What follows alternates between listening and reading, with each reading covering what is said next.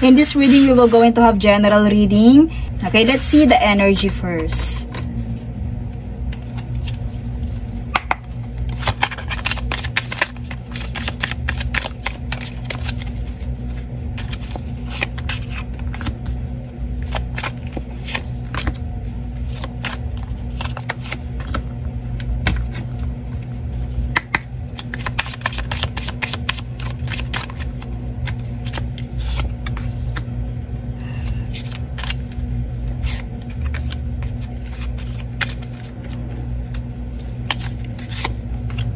Oh, okay.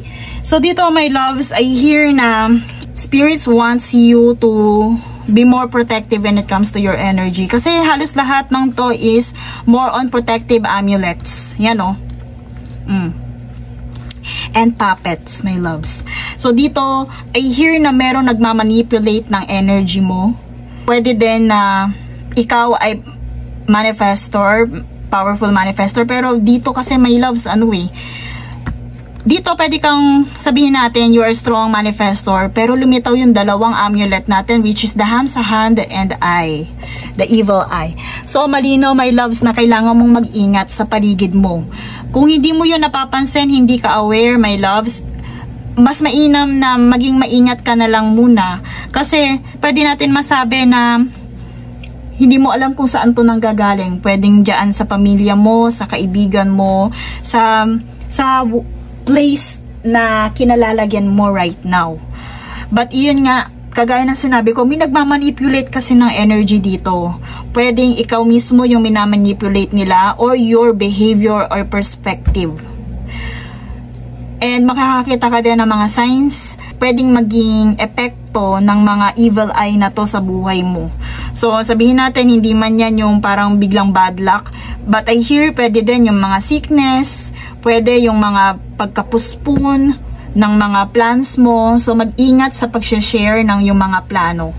So, dito, malinaw na malinaw, may nakapaligid sa'yo na may mga naka-evil eye or hindi maganda yung intentions sa'yo, my loves. So, you have to power up your vitals. So, kailangan dito, my loves, is manindigan ka and palakasin mo yung energy mo, my loves, kasi nandito yung sabihin nating soul sucking, nakakapag-drain. You are, pwede, like for example, belong ka sa isang circle na hindi mo deserve. Belong ka sa isang circle of friendship na or workplace na hindi maganda or may sinasabing hindi maganda pag nakatalikod ka.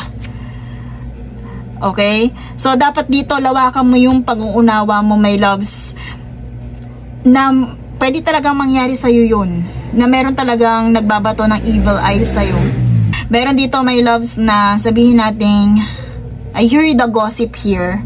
Meron dito na mga storytellers about you. And sabihin natin yung mga psychic attacks.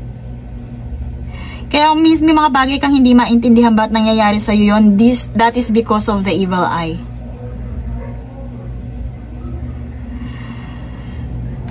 You have to speak clearly and straight from the heart, my loves. Makipag-connect ka sa, kumbaga, palawakin mo yung consciousness para mas maging connected ka sa yung spirit guides para sa yung protection.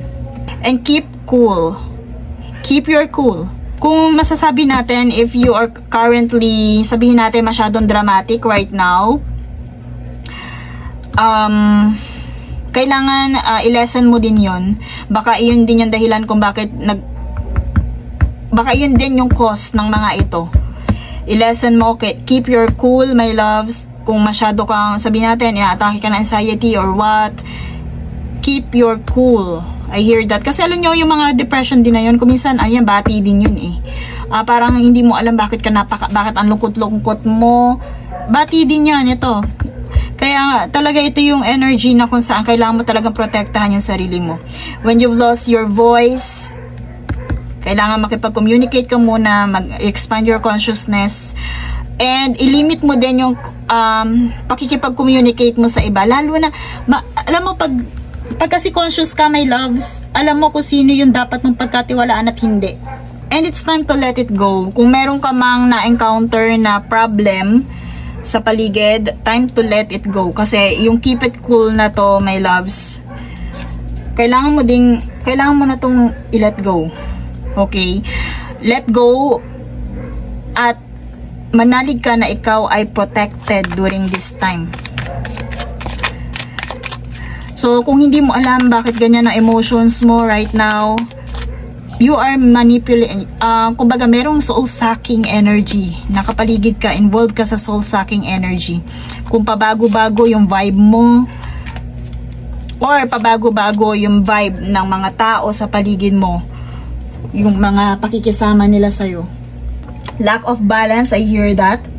Lack of balance. So, dito, my loves, na talagang kailangan mo ng organization dito. Lalo, may blockages ako nakikita dito, my loves. You have to move on. Okay? Kumbaga, you have to move forward. Ito ay ilan din sa cause ng mga evil eye na yan, yung blockages. Kailangan mong umalis dyan kasi stagnant yung energy, my loves. Nabablock ng mga ito, na manipulate ng mga to, my loves. You have to be more vibrant by doing this, by expanding your consciousness. You have to be more energetic and strong, courageous, my loves, para malusaw mo itong mga negative energy na nakapaligid sa'yo. Okay, when it comes to love, let's see kung ano yung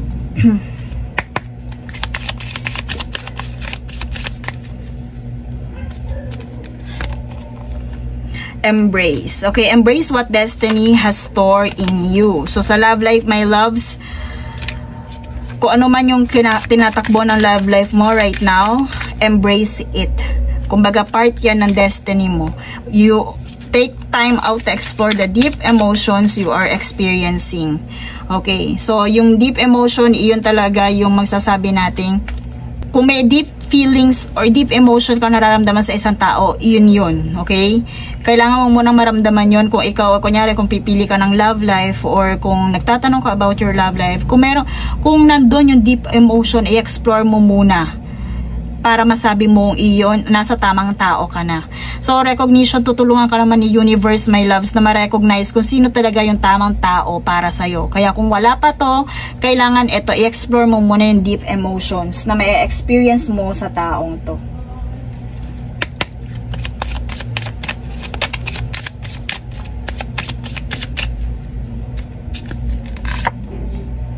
Ayan, sacred space. My loves, since na ikaw ay sabihin natin, kailangan mo ng protection right now, create an altar kung wala kang altar, kung wala kang sacred space, kahit sa room mo, my loves, panitilihin mong maayos yung room mo. Kasi yun yung nagiging, may stagnant energy ako nakita dito kanina. So, kailangan maglinis ka rin, my loves. And bumuo ka ng isang sulok na kung saan doon ka magme-meditate, magpe-pray. Ayan, be strong, my loves. Your angels and guides are telling you na protected ka naman dito sa mga evil eye na to. Pero dapat maging, medyo alarming kasi to yung soul-sucking energy na yan. Pwedeng natin masabi na nasa workplace din yan, nasa circle of friends mo. And hindi ka masyadong aware dito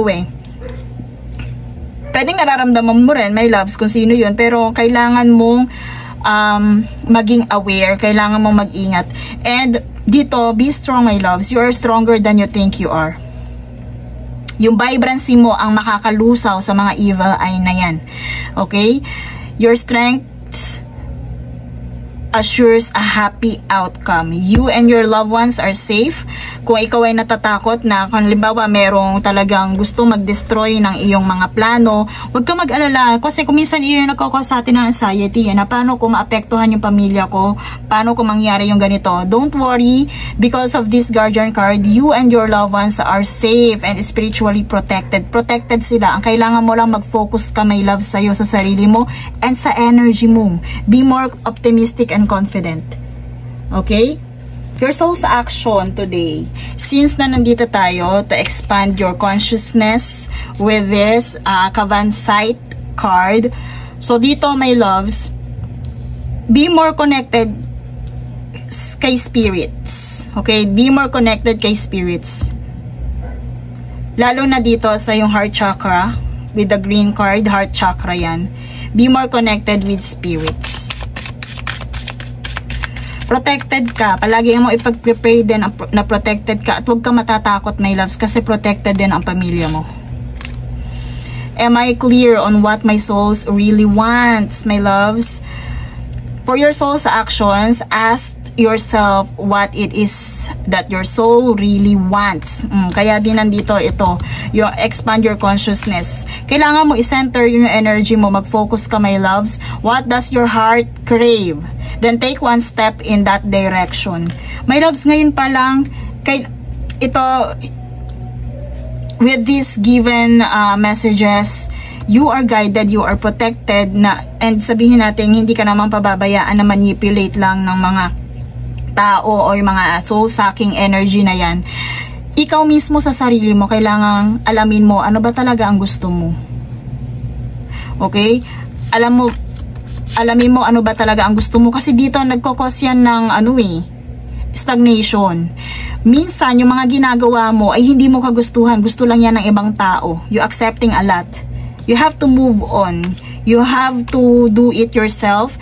And kailangan mong balansihin, my loves. Kailangan mo ng maraming balanse dito. Try to find balance and resourcefulness, my loves. And ito, don't forget, my loves, dito, the vibrancy. With the Leo card natin, I also hear by August then, meron ka ding ma-receive na more, sabihin natin, more love dito, love and support by August or by the end of July. Pwede din July, by end of July and August. Okay, and that's all for this reading. Thank you so much and see you in my next one.